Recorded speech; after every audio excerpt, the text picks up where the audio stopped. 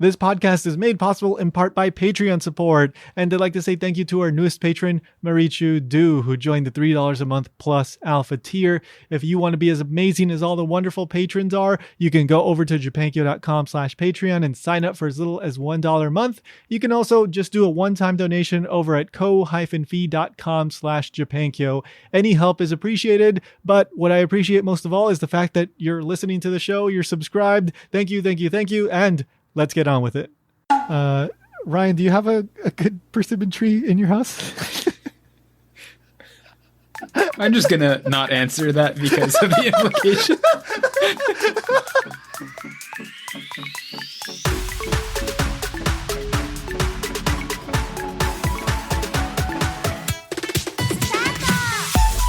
Welcome to Ichimon Japan. I'm Tony.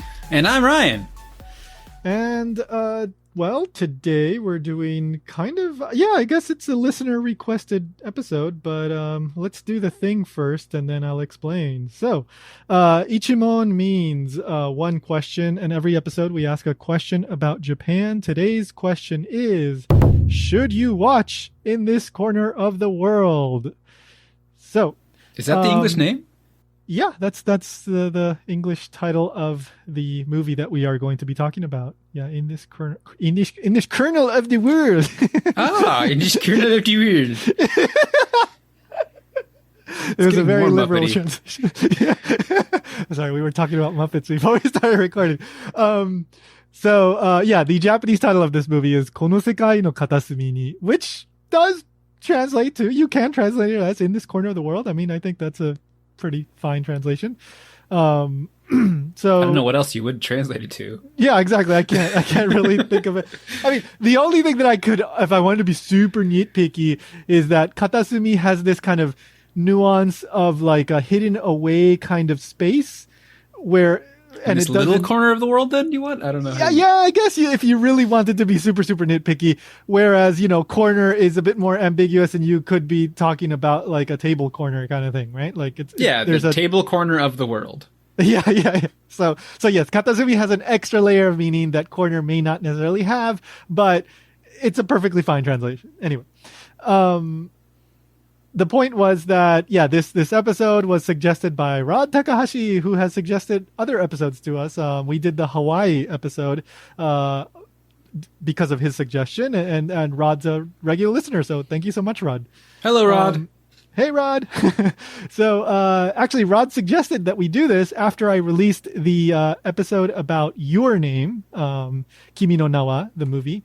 No, Kimi no Nawa. You have to know your voice. Oh, God. Return of the Muppets. Right? Again, we were talking about Muppets before this. So we did an episode about that, and Rod emailed that he enjoyed it. And he said, why don't you guys talk about this? And so I thought, you know what? Again, continuing in the tradition of let's do episodes about movies that Tony hasn't watched but has been meaning to watch. Hey, why not? Yeah, I don't think I would have watched this at that request, so thank you, Rod. Yeah. So this movie came out in 2016, the same year as Kimi no Nawa, Your Name. And I remember hearing about it, again, around the same time. It was in the news in Japan. People were talking about it, movie reviews, and it was pretty popular. I still think that even in Japan, Kimi no Nawa was more kind of, I don't know, hyped up or more like Kimi no Nawa was massive. It was in theaters for like over a year. And Kono Sekai no Katasumi ni, or In This Corner of the World, was big, but I think because Your Name was just so big, it got kind of overshadowed within the realm of 2016 animated movies, I guess, in Japan. But I think especially overseas, like Your Name is just way more well known than In This Corner of the World.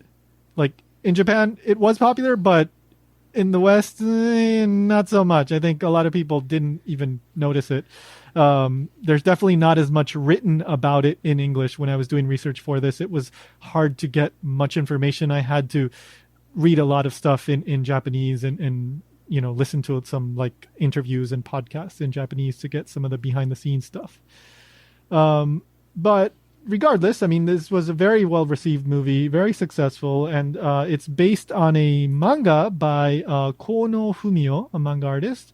and it got a big crowdfunding campaign. It was extremely successful in getting funds to get this made because I guess there wasn't enough money, and because this is a World War II movie, I guess there wasn't that much of a commercial or confidence that it would be a commercial success, and so seems like it was a little bit difficult to get financing. It doesn't seem like high schoolers are going to want to go see this that much. Exactly. That's the thing. I was like, nothing against Kimi no Na wa. We're not talking bad about it. You can listen to our episode. We did enjoy the movie, but that is a marketable movie. This is not exactly a marketable movie. Not exactly the kind of thing. Watch people be sad and suffer for a while. Yeah, exactly. So you can understand from a commercial perspective why it would be difficult to finance this, but big successful crowdfunding campaign, and thanks to that it was able to get made.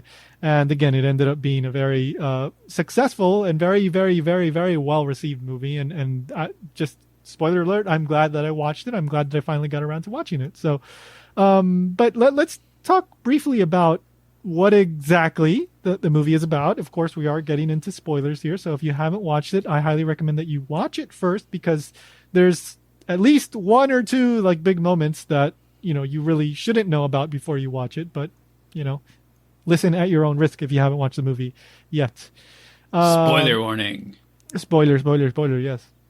So yes, it's set. The bulk of the movie is set during World War II in Hiroshima Prefecture, I guess you would say. There's two main locations, but including the city of Hiroshima, or well, actually I think the town that the main character is from is called like Eba, or I think it was Eba, but I mean they often just say well, they do go to Hiroshima also though. Yeah. But basically, like, okay, so the story follows a girl named Suzu, and she lives in right around the area of Hiroshima City where the bomb dropped.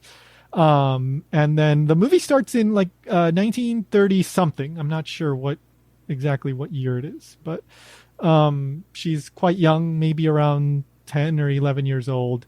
And we get to see kind of pre-war Japan, right? And it seems like a happy place. There's a Santa, right? Yeah, it's like Christmas time, I guess. Yeah. It's Christmas time, it seems, and you see Suzu buying like candies for her brothers and sister. She has a brother and a sister, so it seems like everybody's. And then she's kidnapped by Krampus. And then she's kidnapped by Krampus. Yes, which is all right. So, can you explain that scene for us, Ryan? So, a couple times throughout the movie, Suzu makes up like fantasy stories, and the first one is at the very beginning where she doesn't call it Krampus, but it reminds me of Krampus, especially because it's like Christmassy at the time. There is a strange monster in like a trench coat with a basket on his back that I guess is kidnapping kids, and it has her and a boy. Yeah. And so the monster's like kidnapping them, right? Yeah. And they manage to escape because they give it kind of like a little handmade kaleidoscope with like little star holes cut out. And tell him to look through it, and when he thinks it's nighttime when he looks through it, which makes him immediately fall asleep. Yeah. And then the boy and the girl run away. So it's important to say this doesn't like really happen, probably. Yeah. But it does it. Yeah, we never really find out what actually happened during this moment in her trip, but right. Yeah. So I mean, from the very, very beginning, Suzu says this about herself, but she says she's like a daydreamer. She kind of will look off into space and start like imagining things. Yeah. And so we get this story of this ogre or oni, or she calls it Krampus. A bakemono, a monster, or Krampus. Pre-war Japan Krampus. So we get this story because Suzu tells it herself. She's drawing it and she's telling her sister, and it seems like this is basically an excuse for why maybe she was a little bit late in coming back, and so it's kind of her like fun way of kind of making an excuse for herself, because she's kind of scared of her brother as well, because her brother's kind of mean, and so I don't know, maybe it was like an excuse so that her brother would not get angry at her. The real story is never told, but we think she like got lost or something, and getting lost became this story. Yeah, and she actually does get lost. She does other get times lost in the movie. Yeah. She's just a very like absent-minded, very she gets lost like, a lot actually. Now that I think of it. Yeah. She does, yeah.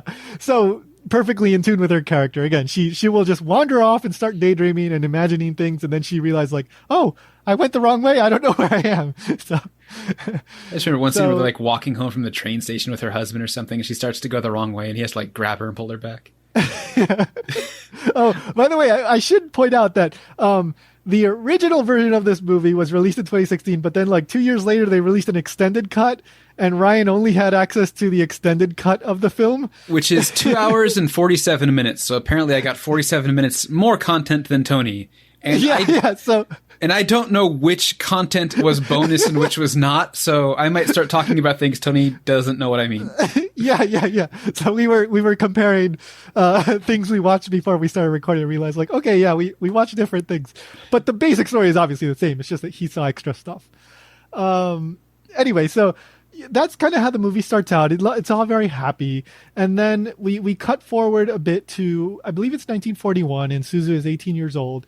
And she gets, somebody is interested in marrying her, right? There's an official, like, arranged marriage, an omiai. And she just kind of goes along with it. She's like, oh, okay, I guess I'm just going to get married. And that's it. And that's... So we didn't talk about this before, but I gotta ask. There's more in the version I saw. Does she not have the boy she has a crush on in what you saw? No, there's Tetsuhara, I think is his last name, okay. Right? Like she like sailor, paints him right? a picture or something? Yeah. Okay. He's in it. He's an important part of the story. But yeah, there is a part where, there's this boy at the beginning and it seems like they're kind of interested in each other, but then it kind of goes away for a while. She thinks he proposed to him at first. Oh, okay. I don't remember that explicitly being mentioned, but I mean, well, it's like as she's going to the house. Oh, she that's like true. runs Yes. into him. She's like, "Oh, I thought it might be you." Yes, that's true. Yes. She runs into him on the way to find out who is asking about her to get married to her, but then she thinks that it's him, but it's not him. Yes. Sorry, just because you didn't mention that scene, and I thought it was kind of important. I thought maybe you didn't see it at all. No, that is important. Yes. So she gets married off to like a guy in a neighboring city that she doesn't remember at all. Spoiler alert: we later find out that it was almost with complete certainty that same guy that was kidnapped along with her by this mysterious ogre that she made up. But we never get the real story. We never find out how they actually met, because we see child him in the basket of the monster, but presumably that didn't happen and they met in some other way. Yeah. She doesn't figure this out until much later. At the end of the thing, when they escape from the monster's basket, the boy does say goodbye to her and uses her name. And she is like, "Oh, how did you know my name?" Or maybe it might be the little sister that then says, "How did he know your name?" I can't remember. Yes. But there is like a surprise, like, how did this little kid know your name thing? Yeah. So, I mean, almost certainly, let's just say maybe she was lost and then he helped her out. And then they realized like, oh my God, we're both late. We have to go. And he rushes off. I mean, most likely it was something like that, but we don't really know. So she gets married off to this guy in this city in Kure, which is in Hiroshima Prefecture, but adjacent to Hiroshima City. And this is a big, like, probably one of the biggest Navy port, like, construction. Everything like Navy was there in Kure. Really important military site. So tons of sailors. The battleship Yamato, I believe, was built there. And so, like, it's basically like a big military town.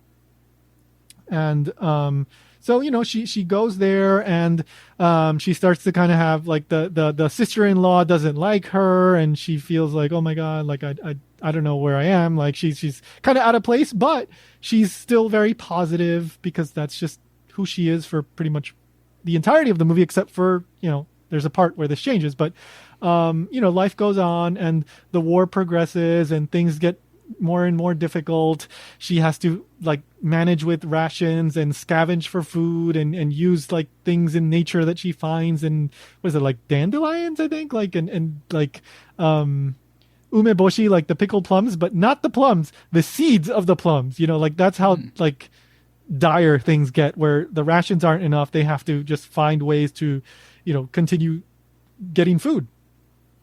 And it goes on like this, and then we get the big like change in tone, which is the big spoiler moment here. But she's with the daughter of the sister-in-law, right? Before we go there, I'm going to point out, like, you're talking about their suffering, mentioning this, like, looking for food. There's also a bunch of bombs that fall on their city. Yes. There's like constant bombing because there's like nightly air raids, or at least alarms for air raids. Sometimes they're like false alarms, but yes. And as the movie progresses, it keeps getting worse and more frequent and more frequent. Everything keeps getting worse and worse and worse because we're getting later and later into the war. Yeah. So again, she moves to Kure in 1941, and so it keeps progressing from there. It is also worth, if the audience has not seen it all, like, she lives in Kure, but they kind of live like in a mountainside near Kure. Yeah. So when there are like bomb attacks, they're kind of far away from it. Right. Like stuff still does get like at them, but like I think Kure gets pretty much completely leveled, but their house still stays standing. Yeah. I mean, you would think, right? The attacks are primarily to the military construction, like warship construction areas, but because they're just along the way, sometimes, the town does get bombed too. So the big moment, of course. So, who were they visiting? They were visiting the dad, right? In the hospital? I think so, yeah. Because he covered for her during one of the bombings and got hurt somehow. Yeah, so they go over to the city area, I guess, and by they I mean Suzu, her sister-in-law, and the sister-in-law's daughter, Harumi. Yeah. So the sister-in-law who doesn't like her has a small daughter who, I don't remember if they say her age. She looks like she's like 6 or something though. Yeah, she's quite young and a very cute, very energetic, nice character. She really likes boats. She really likes boats, yeah. So exactly the kind of character that, would affect you emotionally when you see her die, because that's what happens. So yeah, there's an unexploded bomb and Suzu is with Harumi and it blows up. Harumi dies and Suzu loses her right hand. And something that I didn't point out, I guess explicitly here, is that we mentioned a couple times, but throughout the movie you see like Suzu drawing a lot. Right? That's just something she likes to do. Yeah, her hobby is basically being an artist. Yeah, and she's a very good artist, and she kind of, again, she likes to daydream and draw these fantastical things and things about her life, and when things aren't going well for her, she still draws and, kind of deals with it in that way. But, of course, after the daughter dies, Harumi, Keiko's daughter, she dies, and then Suzu loses her right hand. It's like, now she has no way to express herself. She's already in this house where she feels like isolated. The sister-in-law was already she didn't really like her. She feels out of place. The bombings are getting worse. There's less food, and it's just more and more stress. She's like losing her hair, right? It's like worse. Worse and worse and worse and worse and worse. And so, it gets to the point where she feels like she wants to go home to Hiroshima and to her parents' house, right? Leave Kure and go back to Hiroshima. And this is all happening like in the days leading up to the actual bombing of Hiroshima, the atomic bomb. And it all culminates on the very same morning of the bombing of Hiroshima, when she's supposed to go see a doctor, but then she doesn't get an appointment. And so she has to stay a little bit longer, and she's talking to the sister-in-law. And finally the sister-in-law says, like, look, you have to make up your mind, right? Like, you have to decide what you want to do. And so then finally, like, that kind of gives Suzu the conviction to say, like, please let me stay. I want to stay here. This is where I choose to be, rather than just, running away or, choosing to let life kind of push me in another direction. I choose to be here. And that's when the bomb drops. But because they're not in Hiroshima City, they're in Kure, all you see is like a flash and the ground shaking, right? Yeah, they feel a rumble and they see the sky light up a little bit. And they're just like, what was that? And then pretty much the next morning, they find out what happened. Yeah. And, that leads to, of course, Japan's surrender. And you see especially Suzu deal with that. She's like, look, we were told that we weren't going to lose, and we were told to fight to the last man. And look, I lost my right hand, but I still have my left arm and my legs, and I'm willing to fight. And she just kind of crumbles at that point because, of course, like Japan was telling them, like, this is, we're going to win and blah, blah, blah, and after all the sacrifice and all that she puts into it, it's an understandable kind of reaction to have the world just ripped apart from you in this way. But life goes on, and we see kind of what happens after the war, and Suzu kind of accept the world, and her husband is still there, and they're still, they're okay, they're healthy, and then we get the final scenes where one of the important scenes, I guess, is where they're back at the place where they supposedly met, the husband and Suzu, and we see that same Krampus guy show up again. He just kind of like walks by in the background. Yeah, he walks by in the background, and then she says, thank you for finding me in this corner of the world, right? She says the title of the movie. And so, they're happy despite all the trouble that of course Japan is going through, and all the change and all the suffering that has happened, but they still have each other. And we see kind of the characters all come to term with the new reality and realize, they've survived, and, now it's time to move past this and find a way to keep surviving. And I mean, there's a lot more that I could say, and we'll probably get into it, but that's more or less the general gist of the important plot points, I guess. She also just steals the kid at the end. Yeah, she steals the kid at the end. Yeah. Yeah, well, we'll talk about. Let's leave that for the ending. But yeah, she does find the kid.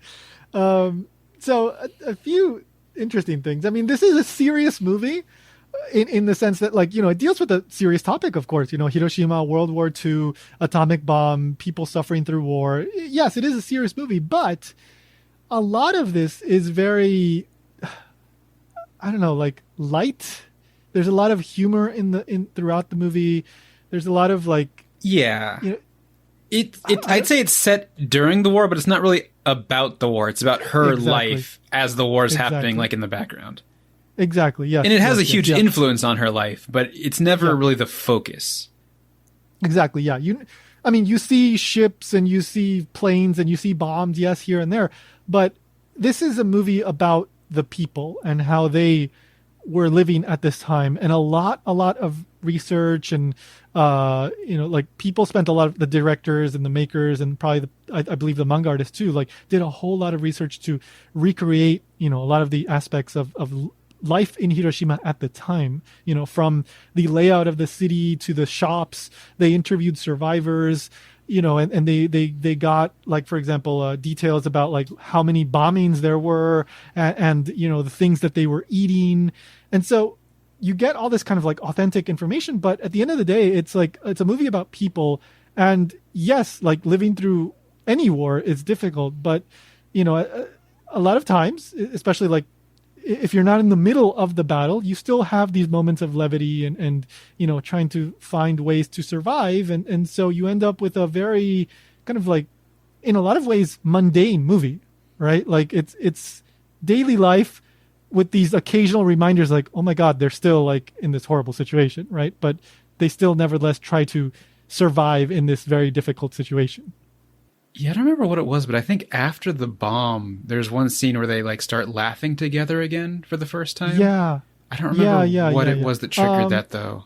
I remember there was one moment where it might have been Suzu. She cries.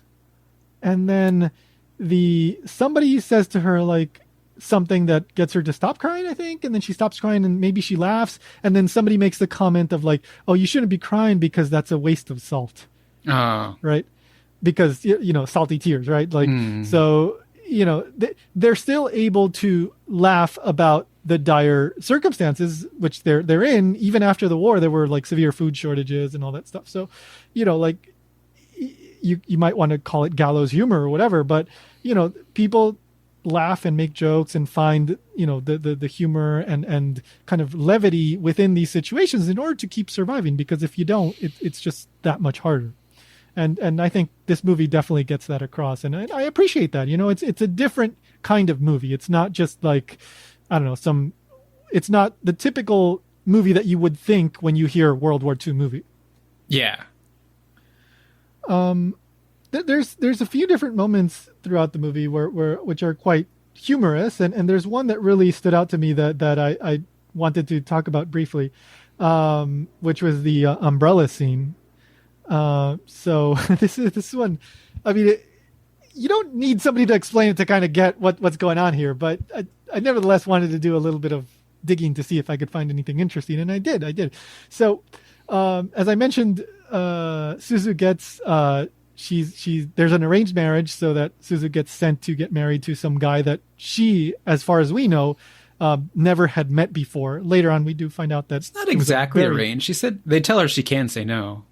Yeah, true. Yeah, they do tell her she can say no, but she just goes along with it, doesn't ask any questions, and just does it. And so she goes, and it's this guy named Shūsaku. That's his first name. And Shūsaku, at the beginning, he's kind of quiet, but then the first scene where we really see them interact is the first night after they're married and they're in the bedroom together. And they have this interaction, which the grandmother of Suzu had warned her about. She told her, like, look, when you get there that first night, the husband is going to ask you, did you bring an umbrella? And then she's supposed to say, yes, I brought a new umbrella. And then he says, can I open it? Sashite mo eikai, something like that, right? And then she says, she's supposed to say, hai dozo, right? Yes, go ahead. And it's never made explicit, but obviously the implication there, I think it's fairly easy to understand. It's like, it's a sexual thing, right? It's like, can I do things to you or something? It's just kind of like, implied, obvious, sort of polite sort of thing, but it kind of it implies also that there wasn't much in terms of sexual education going on too, and that was just kind of like the woman is supposed to say this, and then the husband does this, and you just follow the quote unquote culture, right? Is the setup just to get to the phrase "sashite mo eika"? Because like, thank you, yeah. So like an umbrella is not a good symbol of any part of the female body, but it could be for the man's body. That's why it feels reversed.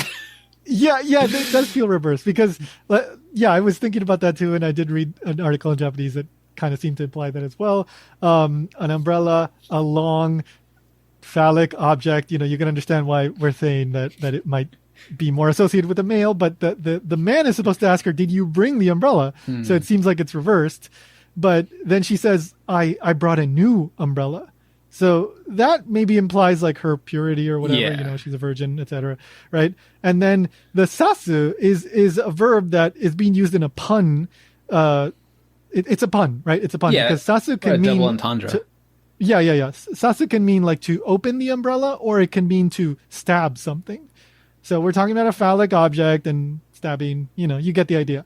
So I looked into this to see if this was common.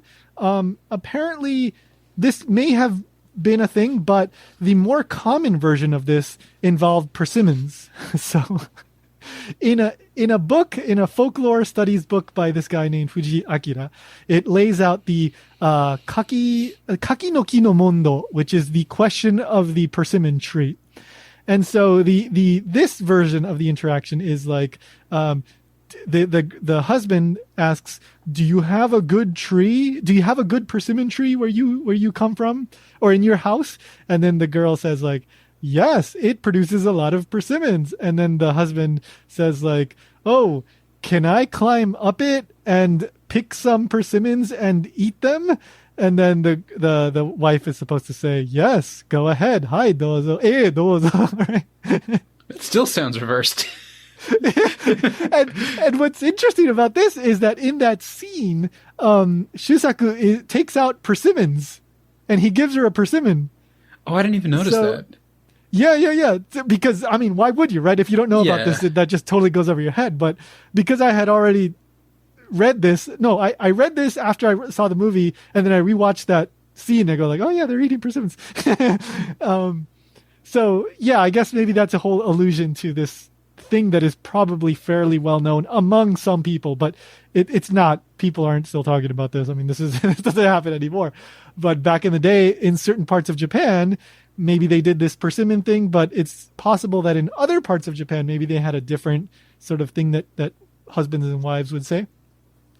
So there you go. That's the persimmon tree question. It's a thing that some people would say. So, Ryan, do you have a good persimmon tree in your house? I'm just going to not answer that because of the implication. Okay. Oh, all right. One other kind of humorous thing that basically like 99.9% of people probably don't notice, especially people that don't speak Japanese. This was in a thing that I found on YouTube, two people talking about this video, about the movie, and I didn't even see this in an article. Super minor thing, but there's this one scene where Shusaku and Suzu, the husband and wife, they kind of go on a date, like an unplanned date, right? She just goes to do a chore. No, she takes him something into town, and then he goes like, "Oh, I'm gonna like take off work. Let's go have fun." And so they go, and he tries to take her to go see a movie, but because the Japanese sailors had come back, the movie was full, and so they couldn't see the movie. But then you see a sign with a whole bunch of movie titles. And presumably most of those movie titles are either actual movie titles or inspired by like movies of the time, which were pretty much all propaganda films. But there's one title there that is Kappa Taisen. And it's Kappa as in the yokai, the Kappa, and then Taisen is big battle. So it's a movie about Kappas having an epic battle. And as far as I know, I couldn't find a movie from the time that had that title, but just a tiny thing makes you wonder, like, I wonder what that movie was about. So unless it was a Kappa propaganda film, then I don't know. Kappa propaganda. Kapropaganda. Kapropaganda, yeah. So that is something that I believe pretty much nobody has ever written about, and it's super insignificant. But hey, Ichimon Japan, there you go. Trivia that you won't ever need. I think I might want to point out, with the description of the casa thing and the parsimon, I think you never exactly explained the joke about the casa in the actual movie. What was the joke? Well, she thinks it's going to be a metaphor for sex, but then he like actually does borrow her. He literally takes out an umbrella. Yeah, he does. He actually wanted an umbrella in the scene. Yeah. Yeah, he ends up literally taking an umbrella, and then that's when he gives her the persimmon. And he uses like the little handle hook to like yank someone down. Yeah. Yeah, true. So there's plenty of little humorous scenes here and there, and not to kind of take away from the serious scenes, but I think because we see these nice moments of levity, we get an idea of what it might have been like to be in Japan at the time. And I think that's, one of the values of this movie, right? Because again, it wasn't just about the soldiers in Japan. There were totally normal people that were just stuck in Japan and they had to keep continuing their lives. And this kind of thing was happening. And so that, to me, that is very interesting. Let's take a break here and then we'll talk about a few other things. Hey, it's commercial time. So just a few quick things and then we'll get back into the episode. So first of all, if you haven't already, go check out JapanKyo Docs, DOCS. That is our YouTube channel. We produce short documentaries about interesting people in Japan. There should be a new video coming out very soon. So go check it out. Hit that subscribe button. Maybe hit a like button or two. Leave us a comment. All that stuff helps immensely. And of course, if you haven't already, go check out Japan Station. That is the other podcast that I produce.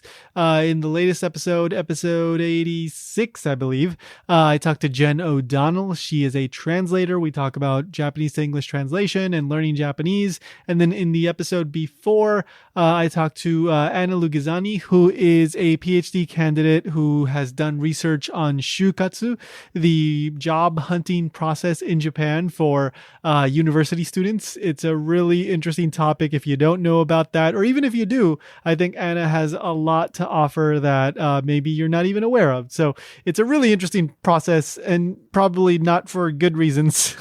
So definitely worth a listen. That's episodes 85 and 86 of Japan Station. You can find it at japanstation.com. JapanAsianPodcast.com or wherever you get your podcasts. And of course, don't forget to hit the subscribe button, leave us a review. All that stuff helps immensely, whether it's for Ichimon Japan or Japan Station. I would greatly, greatly appreciate it. Yoroshiku onegaishimasu. Please, please, please, please, please. All right. And oh, by the way, if you're doing any shopping on Amazon, use the Amazon affiliate link, JapanKyo.com/Amazon. Okay, let's get back into the episode. All right, so let's get back into it. Welcome back. By the way, this movie is like totally Hiroshima dialect. So oh yeah, that was. I think the first 20 minutes I had no idea what anyone was saying. My brain kind of adjusted to it eventually, but yeah. I mean, I was familiar with some aspects of the dialect because that area is very similar to Okayama, and it also has some similarities with like Osaka and Kyoto. So like you can kind of piece it together, but it does take your brain a little while to kind of switch and then kind of fill in those gaps that you don't understand. You start to piece it together. It's like, oh, this would normally be said this way, but oh, I got it now. It's said this way, and then by the end of the movie, you pretty much get it. But the context eventually builds up, and then you can figure it out. It's not even just like Hiroshima Ben, right? Though it's like 100 years ago Hiroshima Ben. Exactly. Yeah. It's like you still hear some aspects of that among young people every once in a while. Like you hear the occasional like jaken or maybe a jaro here or there, maybe an oru here or there. Oh, yeah, but but the way it was in the movie, obviously they're trying to be as period accurate as possible. So obviously it was much more pronounced. And so for modern ears, even for Japanese ears sometimes, right? It's a little difficult to understand. So, if you're not too familiar with dialects, you definitely subtitles or dub is recommended. But all right, so then let's talk about the ending a bit. I mean, I think there's several aspects to this. One is how Suzu. So we find out, how the husband and Suzu met, and that takes place at a bridge. We don't find out the details except that it was a bridge. Right. Well, okay. Yeah. We don't find out. We find out that it was there. I still think the Oni was real. Well, maybe it was because they keep behaving like it is, because as they're talking and she's saying like, thank you for finding me here. She kind of accepts, her position in the world. She accepts the choices that she's made, and she's happy where she is in her life, and she's happy that she's with Shusaku and how things turned out. And then as she's talking about this, behind her and the husband, we see the Oni, the bakemono, the monster thing, the Krampus walk by, and he has the basket. And then they turn around and we hear them go, oh, right. Yeah. And they spot the monster. And so like, again, that kind of implies that it was actually there, but I think it's just her kind of, again, just showing like now that she's accepted where she is in her life, she's able once again to daydream, and she's able once again to move forward in her life. Yeah. So, when she spots it too, like you see her right hand waving to it, but we know she doesn't have the right hand, so yeah, it's definitely kind of like a symbolic thing. Yeah, symbolic of her again, kind of regaining the ability to once again be, in a way, happy and be happy with herself. Friends with Onis once again. Yes. And also like show that she's grown as a character, in that up until, around that point, kind of life was just pushing her forward. But at that point, really at the point where the bomb drops and she tells the sister, like, please let me stay. That's kind of the first big decision that she made for herself in her life, right? Like she decided, this is where I want to be. And then from there, she's very happy to see Shusaku. And the next big thing that happens is she decides to take in a girl that had lost her mother from the bombing, and she basically adopts this girl. And we know she lost her mother. She doesn't. She just stole that kid. Yeah.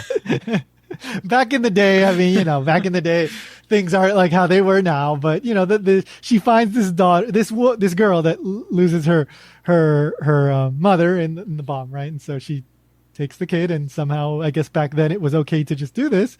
But I'm assuming they'd filled out some paperwork at some point. But yeah, the kid's mother at the end also lost an arm. So when she sees Suzu, I guess she thinks it's like her mom or is her mom, and kind of like runs over and sleeps on her lap on a bench or something. And then they just keep her. Yeah. There's some, symbolic imagery there that we could talk about for hours, but there's a connection there. And so Suzu, like in this last few minutes of the movie, maybe 10 minutes or so, we see like her making decisions and kind of accepting like, I am in this corner of the world. You found me in this corner of the world. Because I was in Kure in this corner of the world, we were able to survive, and we have decided to, survive and keep living and live our lives. And there is still happiness and joy that can be found in this world, despite all of the suffering that we've been through.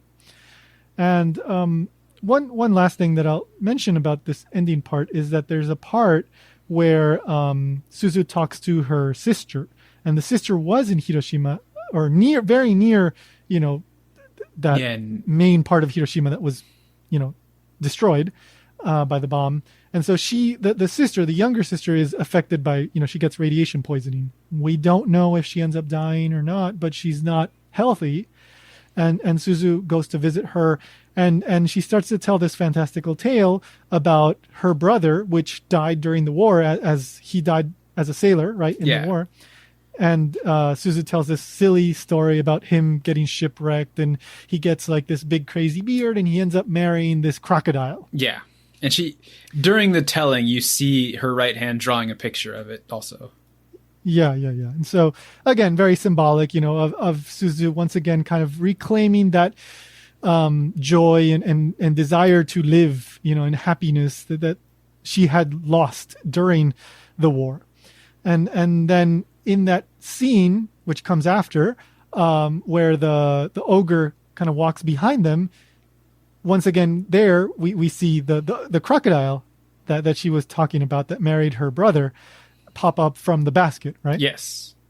Yeah. So again, very symbolic of that ability to once again revert to that daydreaming Suzu that we all come to love in the first part of the movie. And then, we see her kind of deteriorate into this, suffering person. I don't think it's symbolic. I think it means the monster kidnapped her brother and the alligator wife, and she's just not helping because she doesn't like them. Could be. Again, it's never made explicit that it's not actual reality. Therefore, that is exactly what's happening. You can't. Death of the author, right? Once the author puts the work out, we can interpret it any way we want. Yeah. So we can. She's willfully choosing to not rescue her brother. She doesn't approve of human and alligator marriage. Yes. So again, a lot of silliness, but again, that is kind of the core of Suzu that we come to see at the beginning. She's a very silly and light and wonderful little happy person, and it's so kind of, despite the situation in which they are in, and despite the situation in which the people of Japan are in, that she's still able to kind of find these ways to find joy in her life is comforting for the viewer. So yeah, again, there's much more that we could say, but we're not going to go on and on here.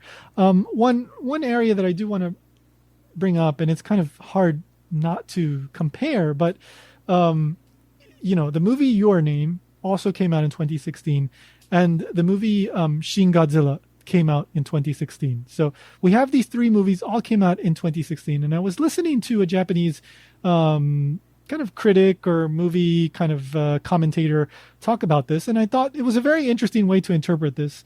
But these three movies came out in 2016, and he proposed this idea that all three movies are basically reactions to the nuclear disaster and tsunami of 2011.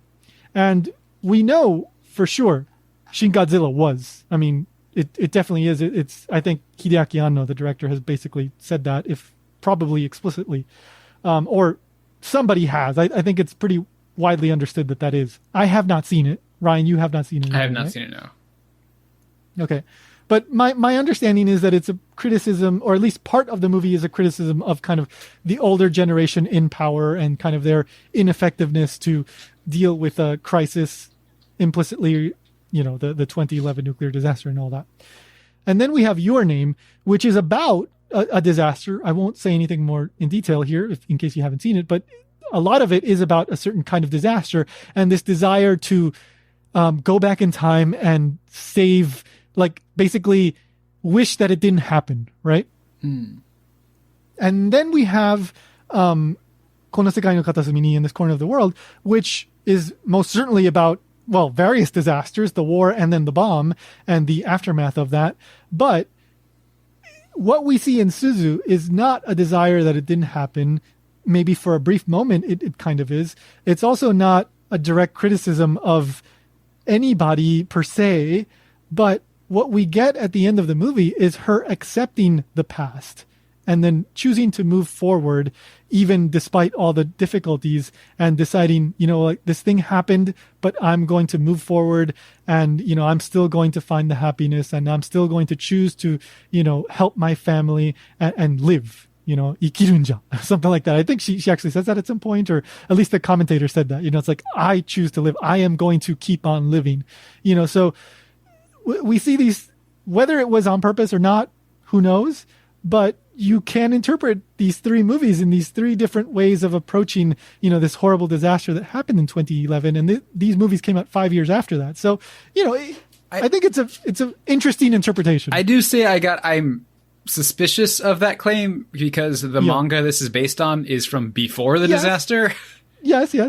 I agree that, but just, how they say often, like, after a certain event or something, it takes a few years to people kind of like start to react to that. So who knows? Maybe it was completely a coincidence, or maybe the director, kind of felt that this was a great way to kind of deal with how he was feeling. Who knows? But, you can still argue that this was a general, this was a period in Japan where they were kind of starting to deal with the aftermath of that, in these sorts of creative ways, right? They were finding art was starting to reflect, the aftermath of that, but again, it's interpretation. After something is out in the world, you can start to interpret it in whatever way you want, whether the author intended it that way or not, I don't know. But I really did find it to be a very interesting interpretation in how you interpret these three movies that all came out right around the same time. But yeah, I mean, that is about it. I going back to the initial question, should you watch In This Corner of the World? I think yes. I think it's a very, I really like how this dealt with the topic of World War II. Like it's, like a lot of, there's the movies that it's almost like Die Hard in that it took, like they always, this classic question of like, is Die Hard a Christmas movie? It's like, well, Die Hard takes place during Christmas, but it's not about Christmas, right? That's how we celebrate Christmas in my house, is with gunfights and explosions. Yeah. Yippee-ki-yay, right? Yeah, every year. But this movie is like, it's not explicitly about World War II, but it takes place during World War II in Hiroshima. Yeah. And because of that, you do learn about World War II. You know what's going to happen, and all these things, these horrible things are going to happen. But it's at the end of the day, it's a movie about a girl and her family trying to survive during a horrible, difficult time, and how they choose to survive, what they do to make it through this difficult time, and the fact that yes, it was difficult, but in this case, they managed to make it through. Yeah, well, about half of them. Yeah. Well, yes. Implicitly, the day is the day that did make it through. So I am glad that I watched this. Thank you, Rod, for recommending it. Yeah, I'm glad I saw it too. Yeah, I was very curious about it, and I'm glad that I finally got around to watching it. So, Ryan, what do you think? I mean, should you watch the original, or were you happy watching the extended? I didn't see the original, so I don't know what you miss. Yeah. So it's hard for me to answer that. It is a long runtime, but it didn't feel that long. So I think that means it felt okay. I think it said it was like 2 hours, 47 minutes or something. Yeah. Well, so the original was about 2 hours with credits, and then the extended was about 2:47. Yeah, I think that's what it was. Yeah. But yeah, I don't see a reason to not watch it. Watch whichever one you feel like. Yeah. I wish I had seen both so I could say like if the extra content was worth it or not. But yeah, well, so there's briefly, because we're getting a little long here, but there is this one character named Breen who works in a brothel. Yes, and it's pretty close to explicitly stated, even though it's never actually literally stated. None of the characters ever say it, but I mean, in my version, it might be. Yeah, so that's my point. That there's a time where she's busy version, sleeping with the customer. So yeah.